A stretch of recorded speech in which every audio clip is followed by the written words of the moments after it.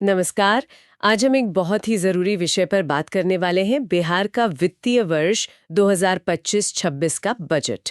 हमारे पास इससे जुड़े कुछ अहम दस्तावेज हैं और हमारी कोशिश रहेगी कि इन सभी आंकड़ों और घोषणाओं को हम बिल्कुल आसान भाषा में समझें, खास तौर पर उन लोगों के लिए जो बीपीएससी या ऐसी ही दूसरी परीक्षाओं की तैयारी कर रहे हैं, उनके नज़रिए से। तो चलिए शुरुआत करते हैं बजट के कुल साइज से। कितना बड़ा है ये बजट इस बार का? कुल बजट अनुमान है लगभग 3.17 लाख करोड़ रुपए। हाँ। पिछले साल ये करीब 2.78 लाख करोड़ था।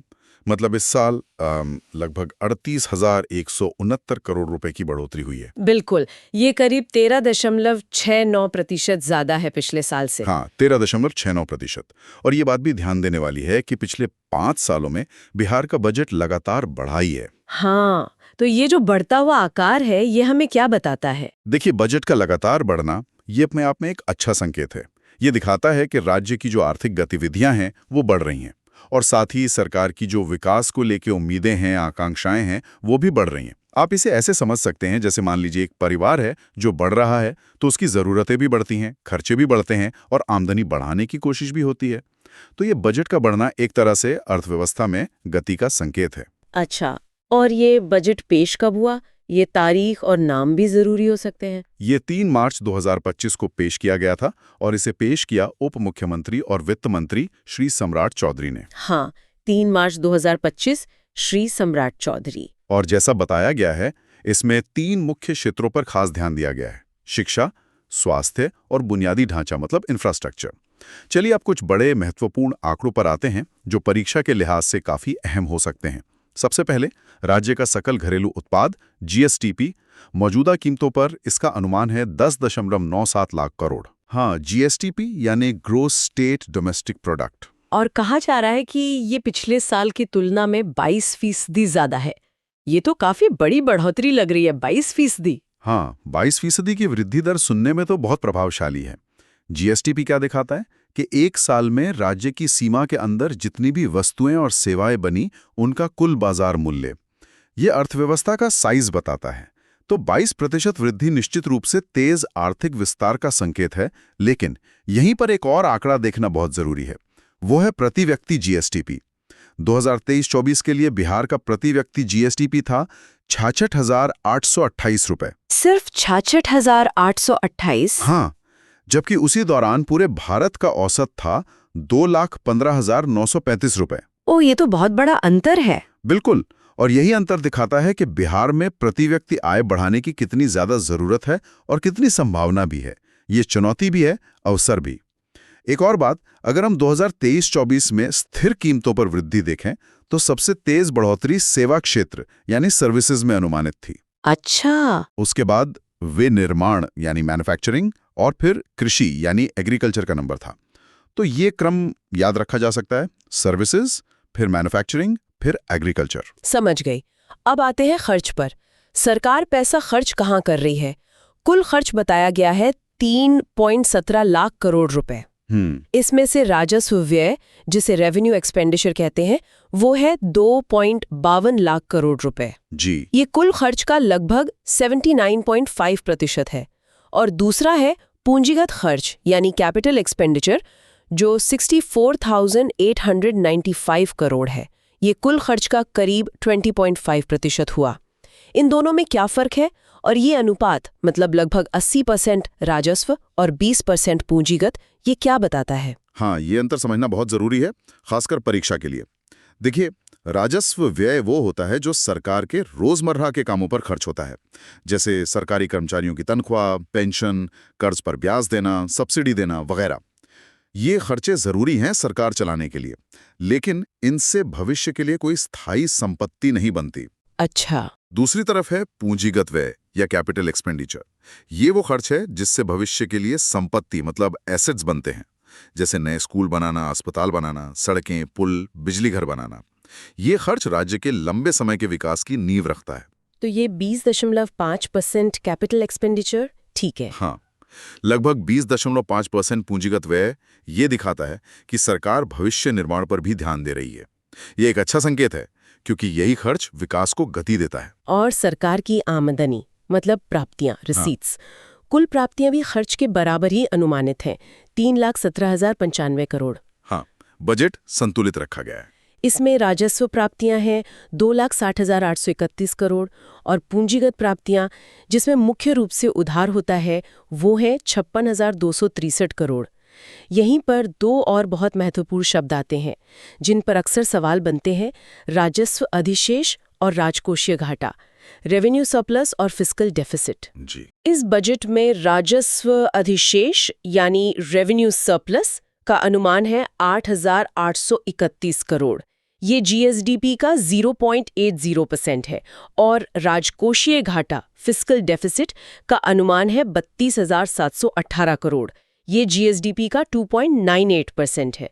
इनका क्या मतलब हुआ सरल शब्दों में? बिल्कुल, देखिए, राजस्व अधिशेष मतलब रेवेन्यू सरप्लस ये दिखाता है कि सरकार की जो रोज की आमदनी है, राजस्व प्राप्तियां, वो उसके रोज के खर्च और राजस्व व्यय से ज्यादा है। ये एक अच्छी बात है, मतलब वित्तीय सेहत अच्छी है। जैसे कोई परिवार अपनी महीने की कमाई से महीने का खर्चा निकालकर कुछ बचा ले। हाँ, ये तो अच्छा है। दूसरी तरफ है राजकोषीय घाटा यानी फिस्कल डेफिसिट।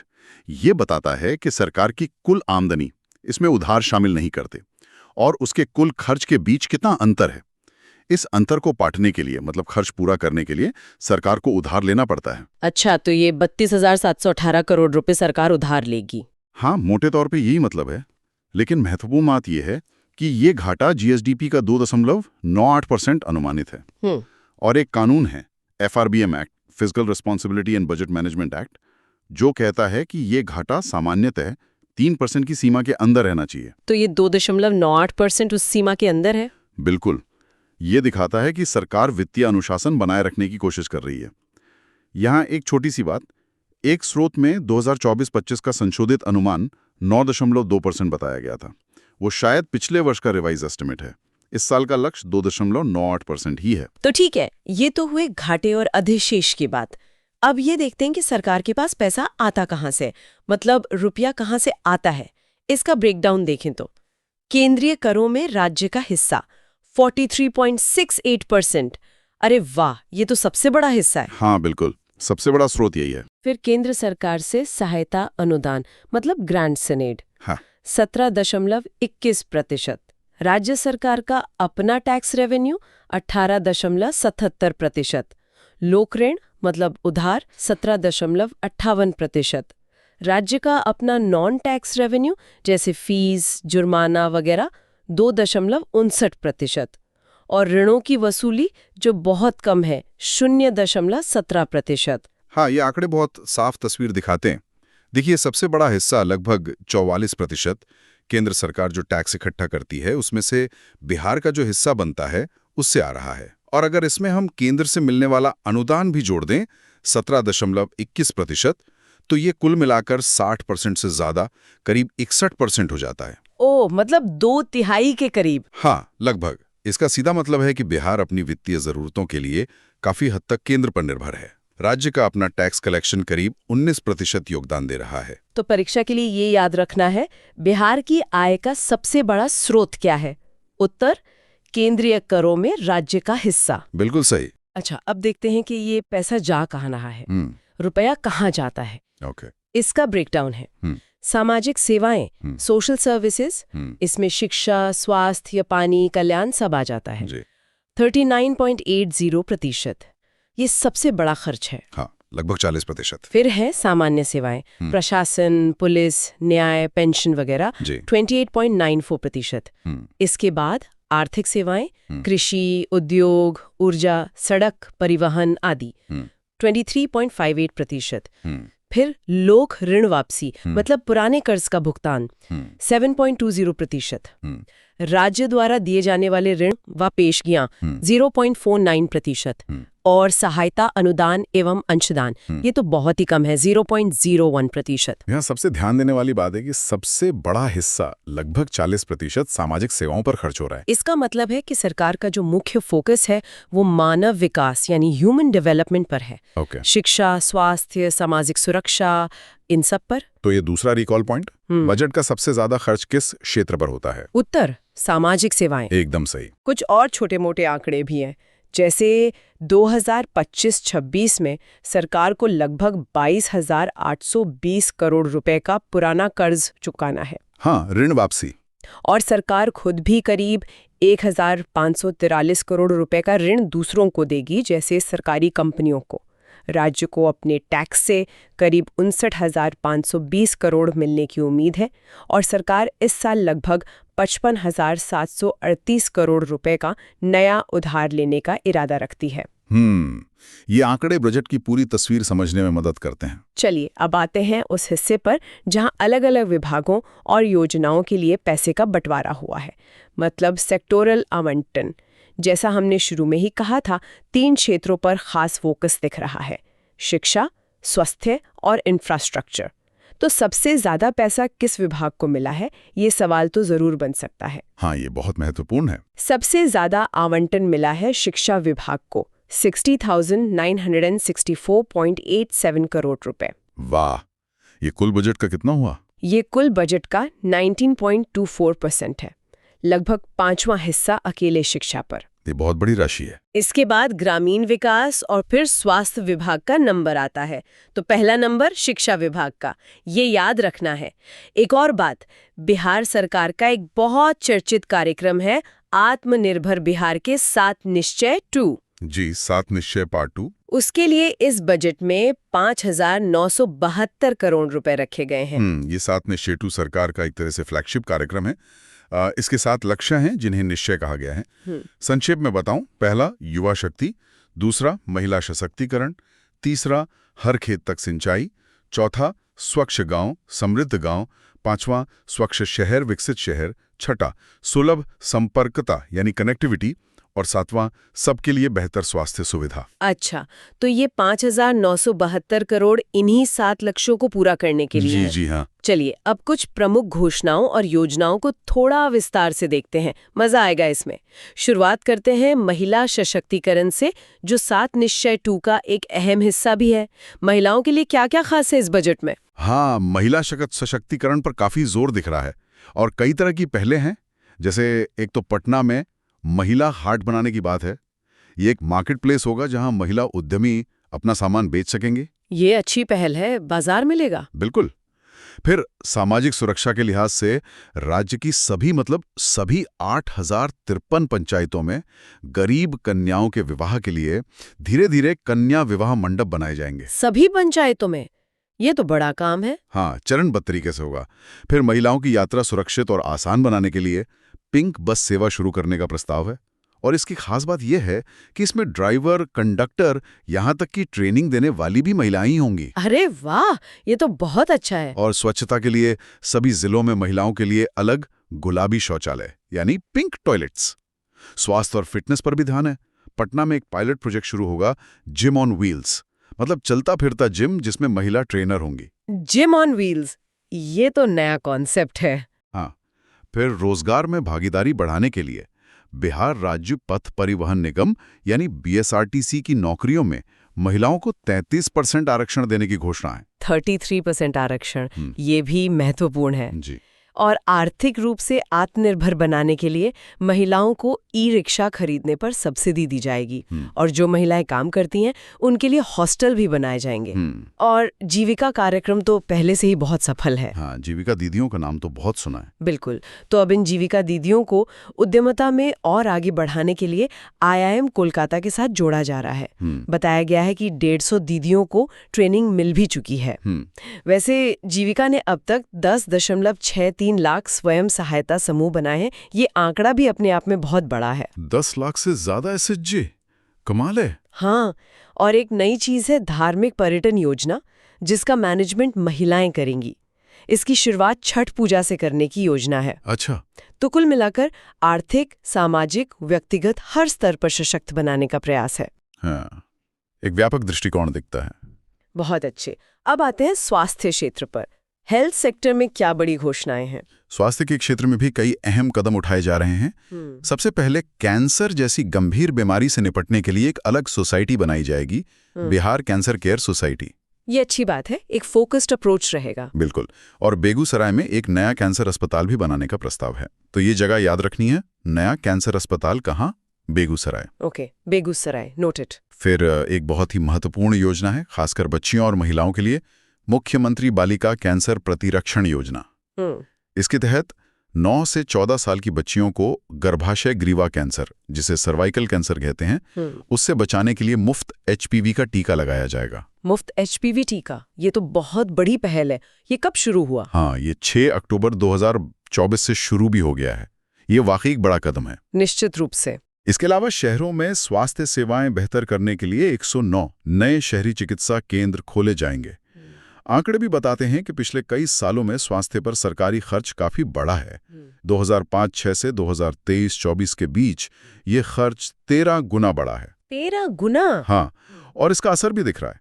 जैसे जन्म के समय जीवन प्रत्याशा, मतलब लाइफ एक्सपेक्टेंसी एट बर्थ, उसमें 3.7 साल की बढ़ोतरी हुई है 2006-10 और 2016-20 के बीच। और अस्पतालों में डिलीवरी की दर, इंस्टीट्यूशनल डिलीवरी रेट, वो बढ़कर 66.2% 2019-20 हो गई है। ये भी अच्छा सुधार है। और आयुष्मान भारत योजना के तहत कार्ड बनाने में बिहार देश में तीसरे नंबर पर है। अच्छा, तीसरे नंबर पर। हाँ, तो ये सब दिखाता है कि सरकार स्वास्थ्य सेवाओं की पहुंच और क्वालिटी दोनों पर ध्यान दे रही है। स्वास्थ्य के बाद अब अगला बड़ा क्षेत्र बुनियादी ढांचा और परिवहन, इंफ्रास्ट्रक्चर और कनेक्टिविटी के लिए क्या है पिटारे में? यहाँ भी काफी कुछ है। सबसे पहले हवाई कनेक्टिविटी पर बड़ा जोर दिख रहा है। 3 नए ग्रीनफील्ड हवाई अड्डे बनाने की योजना है। 3 नए एयरपोर्ट कहाँ? सुल्तानगंज भागलपुर में, राजगीर नालंदा में और रक्सौल पूर्वी चंपारण में। ये 3 नाम याद रखने वाले हैं, सुल्तानगंज, राजगीर, रक्सौल। ओके। इसके अलावा पूर्णिया हवाई अड्डे का निर्माण भी जल्द शुरू करने की बात है। और पटना एयरपोर्ट का विस्तार तो चल ही रहा है। केंद्र की यूटेन योजना के तहत राज्य के छोटे हवाई अड्डों का भी विकास किया जाएगा। ठीक है, और शहरों के लिए? शहरी विकास के लिए स्मार्ट सिटी योजना चल रही है। इसमें बिहार के 4 शहर हैं, पटना, नालंदा यानी बिहार शरीफ, मुजफ्फरपुर और भागलपुर। स्वच्छता की बात करें तो राज्य के सभी नगरपालिका क्षेत्र अब ODF यानी खुले में शौच मुक्त घोषित हो चुके हैं। सभी? ये तो बड़ी उपलब्धि है। हाँ, और इनमें से 56 तो ODF प्लस हैं, मतलब वहाँ कचरा प्रबंधन भी बेहतर है। और राजधानी पटना को तो वाटर प्लस का दर्जा मिला है, जो पानी के मैनेजमेंट से जुड़ा है। वाटर प्लस, ये क्या होता है? वाटर प्लस का मतलब है कि शहर में इस्तेमाल हुए पानी, वेस्ट वाटर का ट्रीटमेंट और फिर उसका दोबारा इस्तेमाल, रीयूज सही तरीके से हो रहा है। और जो मल कीचड़ निकलता है उसका भी सुरक्षित निपटान हो रहा है। अच्छा, ये तो बहुत आगे की बात है। हाँ, फिर उद्योगों के लिए गया के डोबी में एक इंडस्ट्रियल पार्क बन रहा है। मौसम की जानकारी के लिए भागलपुर में एक मौसम विज्ञान केंद्र बनेगा। और व्यापार व सामान की ढुलाई आसान बनाने के लिए फतुहा के जतिया में एक मल्टी मॉडल लॉजिस्टिक्स पार्क बन रहा है। Logistics park? हाँ, जहां सड़क, रेल और जल मार्ग, अगर संभव हो, से सामान का आना जाना और भंडारण आसानी से हो सके। और एक डिजिटल गवर्नेंस की बात, सारथी 4.0 पोर्टल, जो वाहन रजिस्ट्रेशन, DL वगैरह के लिए है, उसके इस्तेमाल में बिहार देश में पहले नंबर पर है। अरे वाह, डिजिटल बिहार! हाँ, कह सकते हैं।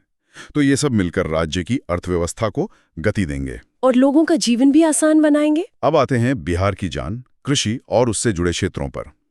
किसानों के लिए, खेती-बाड़ी के लिए क्या खास योजनाएं हैं? हाँ, कृषि पर भी बहुत ध्यान दिया गया है।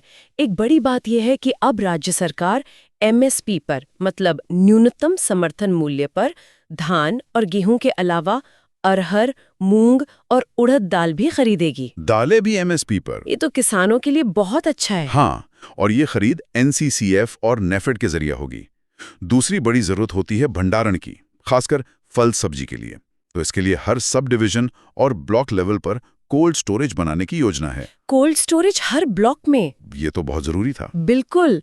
फिर सब्जी उगाने वाले किसानों को बाजार देने के लिए तरकारी सुधा नाम से आउटलेट खोले जाएंगे। तरकारी सुधा, जैसे सुधा डेयरी है। हाँ, कुछ वैसा ही मॉडल। ये काम VGEFT और PVCS मिलकर करेंगे और लक्ष्य है कि सभी प्रखंडों में ये आउटलेट हों। अभी 302 PVCS बन चुकी हैं। अच्छा। फिर मोटे अनाज, जिन्हें अब श्री अन्न कहते हैं, उनको बढ़ावा देने के लिए बिहार मिलेट मिशन चलेगा। और 3 खास सेंटर ऑफ एक्सीलेंस भी बन रहे हैं। मोटा अनाज के लिए टंकुप्पा गया में, गुड़ बनाने की तकनीक के लिए पूसा समस्तीपुर में और मगही पान के लिए बिदुपुर वैशाली में। ये केंद्र और उनके स्थान जरूर याद रखें, जैसे पानवाला कहाँ, बिदुपुर, वैशाली। विपर वैशाली। सिंचाई के लिए जमुई जिले में सिकंदरा ब्लॉक में बहुआर नदी पर कुंड घाट जलाशय योजना है, जो लगभग पूरी हो चुकी है। इससे सिंचाई में मदद मिलेगी। कुंड घाट जलाशय योजना, जमुई। हाँ, और मंडियों को सुधारा जा रहा है। राज्य के 21 कृषि उत्पादन बाजार प्रांगणों को एपीएमसी मंडियों को मॉडर्न बनाया जा रहा है, जिस पर करीब 1289 करोड़ रुपए खर्च होंगे। कुछ उपलब्धियां भी गिनाई गई हैं, जैसे मशरूम उत्पादन में बिहार देश में पहले नंबर पर आ गया है। मशरूम में नंबर 1। हाँ, और शहद उत्पादन में चौथे स्थान पर है। जलवायु परिवर्तन को देखते हुए जलवायु अनुकूल कृषि कार्यक्रम चल रहा है, जिसमें 190 गांवों को मॉडल गांव बनाया जा रहा है। और एक नया प्रयोग भी हुआ है। पहली बार खरीफ मौसम में 500 हेक्टेयर में प्याज की खेती की गई। खरीफ में प्याज, ये तो आमतौर पर रबी में होता है। हाँ, ये एक प्रयोग है। और सुधार डेयरी के केंद्र तो अब सभी प्रखंडों में खोलने का काम कॉन्फेड कर ही रही है। तो कुल मिलाकर खेती में विविधता, आय बढ़ाना, स्टोरेज, सिंचाई और क्लाइमेट चेंज पर फोकस है। जी, यही मुख्य बातें हैं। आपने जलवायु परिवर्तन का जिक्र किया, तो पर्यावरण, वन और जलवायु परिवर्तन विभाग के लिए क्या योजनाएं हैं? एनवायरनमेंट के लिए क्या हो रहा है? हाँ, इस पर भी काफी ध्यान दिया गया है। मौसम की सटीक जानकारी और आपदा की पूर्व चेतावनी के लिए एक हाइब्रिड डॉपलर वेदर रडार लगाया जाएगा। Doppler radar? हाँ, ये मौसम का पूर्वानुमान लगाने में बहुत मदद करते हैं। पहले फेज में ये पश्चिम चंपारण और भागलपुर में लगेंगे। बिहार का जो जल जीवन हरियाली अभियान है, उसकी तारीफ पिछले साल दुबई में हुए COP28 जलवायु सम्मेलन में भी हुई थी। अच्छा, इंटरनेशनल लेवल पे? हाँ, वैसे अगला COP29 बाकू, अजरबैजान में होना है। हाँ। शिक्षा और रिसर्च के लिए मुंगेर में बिहार वानिकी कॉलेज एवं अनुसंधान संस्थान बनाया जाएगा। फॉरेस्ट्री कॉलेज मुंगेर में? जी। वायु प्रदूषण कम करने के लिए 100 करोड़ रुपए की बिहार क्लीन एयर ट्रांसफॉर्मेशन योजना शुरू होगी। हरित बिहार समृद्ध बिहार के लक्ष्य के साथ एक बिहार ग्रीन डेवलपमेंट फंड बनाने की बात है, जिसके लिए 25,000 करोड़ का जिक्र है। हालांकि स्रोत में 25 करोड़ लिखा था, ये शायद 25,000 करोड़ हो, पर हमें स्रोत के हिसाब से 25 करोड़ ही कहना चाहिए। 25 करोड़ या 25,000 करोड़, खैर एक ग्रीन फंड बनेगा। हाँ, जल संरक्षण में बिहार को चौथे राष्ट्रीय जल पुरस्कार 2022 में तीसरा स्थान मिला था। तीसरा स्थान, अच्छा है। और बाघ संरक्षण में भी अच्छी खबर है। वाल्मीकि टाइगर रिजर्व को कैट्स मान्यता मिली है, जो एक अंतर्राष्ट्रीय मानक है। और इससे भी बड़ी खबर यह है कि NTCA ने कैमूर वन्यजीव अभयारण्य को बिहार का दूसरा टाइगर रिजर्व बनाने की सैद्धांतिक मंजूरी दे दी है। दूसरा टाइगर रिजर्व कैमूर में? वाह। हाँ। सरकार का लक्ष्य है कि 2028 तक राज्य का हरित आवरण 17% तक हो जाए। ये चौथे कृषि रोड मैप का हिस्सा है। गोबर्धन योजना के तहत 31 जिलों में बायोगैस यूनिट लगी हैं।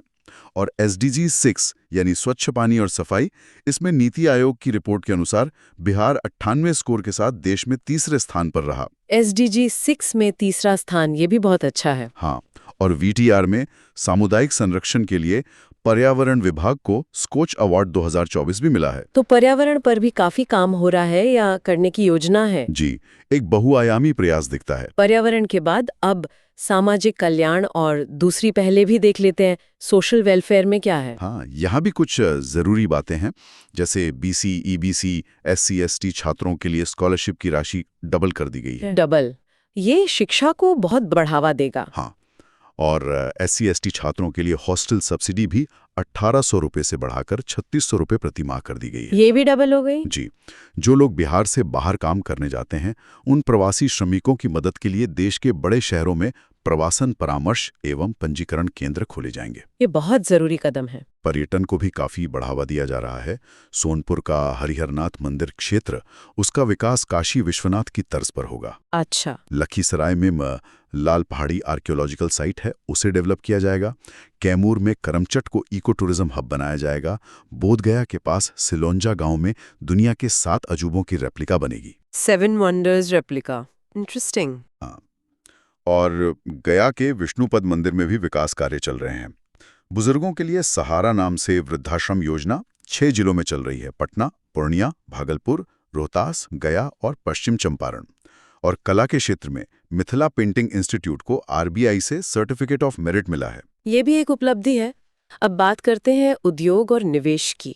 इंडस्ट्री और इन्वेस्टमेंट प्रमोशन के लिए क्या नई नीतियां आ रही हैं? हाँ, निवेश लाना और उद्योग लगाना बहुत जरूरी है। इसके लिए सरकार कई नई पॉलिसी ला रही है या पुरानी को संशोधित कर रही है।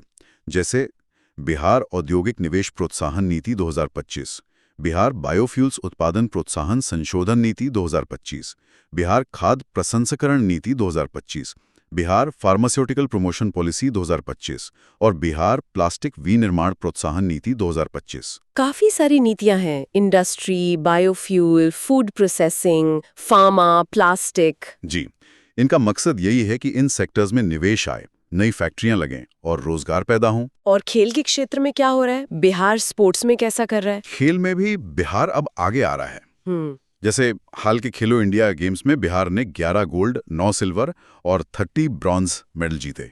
11 गोल्ड, बहुत अच्छा प्रदर्शन। हाँ, इंटरनेशनल लेवल पे भी सफलता मिली है, जैसे एशियन महिला हॉकी में गोल्ड, पैरालंपिक में सिल्वर। और इन्हीं सब को देखते हुए फिक्की में पिछले साल 30 नवंबर 2024 को बिहार को इमर्जिंग स्टेट इन स्पोर्ट्स का अवार्ड दिया था। Emerging state in sports. और खेलों को संस्थागत रूप देने के लिए राजगीर में बिहार खेल विश्वविद्यालय और राज्य खेल अकेडमी का उद्घाटन भी 29 अगस्त 2024 को हो चुका है। आखिर में एक नज़र इस पर भी कि जो केंद्र सरकार का बजट आया था 1 फरवरी 2025 को, उसमें से बिहार को क्या मिला? हाँ, केंद्रीय बजट में भी बिहार के लिए कुछ खास घोषणाएं थी। जैसे बिहार के मखाना उद्योग के लिए एक अलग मखाना बोर्ड बनाने की बात कही गई है। मखाना बोर्ड। हाँ, ये तो बहुत अच्छा है मखाना किसानों के लिए। बिल्कुल। फिर फूड टेक्नोलॉजी और मैनेजमेंट के लिए एक राष्ट्रीय संस्थान निफ्टम बिहार में खुलेगा। राज्य में जो नए ग्रीनफील्ड एयरपोर्ट बनने हैं उसमें केंद्र मदद करेगा। और मिथिलांचल के लिए बहुत जरूरी पश्चिमी कोसी नहर परियोजना को भी केंद्रीय बजट में शामिल किया गया है। पश्चिमी कोसी नहर, ये तो बहुत पुरानी मांग थी शायद। हाँ, इससे सिंचाई में काफी मदद मिलेगी। तो ये केंद्रीय पहले भी राज्य के विकास में मदद करेंगी। तो ये था बिहार बजट 2025-26 का एक, कह सकते हैं, काफी विस्तृत विश्लेषण।